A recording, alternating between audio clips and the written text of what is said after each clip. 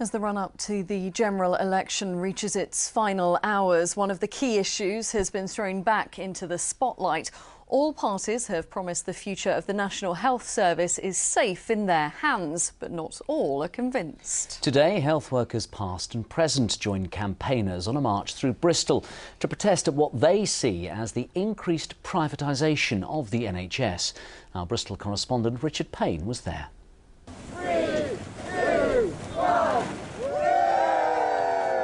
Colourful protest against fears of sky-high prices in the NHS.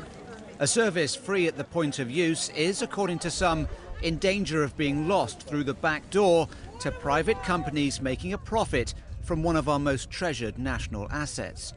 A midwife with 45 years' experience told me she fears for its very future.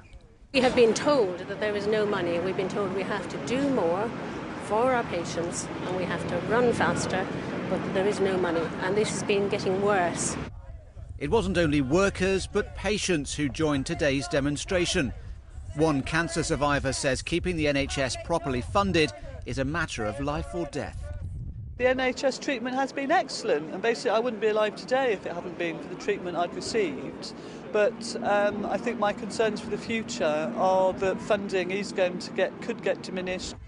Last year, NHS England gave the private sector £6.5 billion to see and treat patients, just over 6% of its total budget.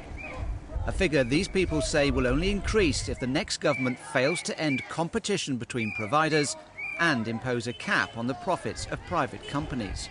A view supported by the signatures of more than 5,000 people carried under the arms of today's marchers. Well, this unusual, colourful protest is certainly getting the attention of the public, but it's the attention of whoever forms the next government that these people and their supporters really need to grab, to make sure hospitals like this one remain here for the patients and not for profit. While voters may have different views on the best way to protect the NHS, nearly all I spoke to see it as a key election issue. What do you think about the state of the NHS? I'm a GP, actually, so I definitely feel like I'm working harder than I ever was for less money around, but equally it's still a great place to work, and I hope the principals of the NHS can stay. Whichever colour comes in, the NHS is a key priority. Absolutely. And we can't turn into America, you know. It's not going to be good for anyone, even rich people. Today ended with the petition being handed into the offices of those responsible for organising the delivery of local NHS services, with the hope that there'll still be a free NHS to organise in the future. Richard Payne, ITV News, Bristol.